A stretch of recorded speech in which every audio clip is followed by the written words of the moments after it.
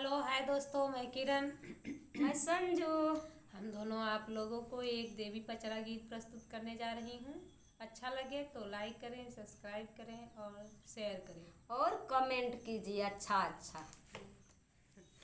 निमिया के डार सेवका नावेला झूलनवा हो कि झूलै आई है ना, हो कि झूलै आई है ना, मैया मोरी झूलै आई है ना, सातौ बहिनी झूलनवा हो कि झूलै आई है ना, सातौ बहिनी झूलनवा हो कि झूलै आई है ना, सोनवा के थाल सेवका जेहले जेवनवा हो कि जेवै आई है ना, मैया मोरी जेवै आई है ना, सातौ बहिनी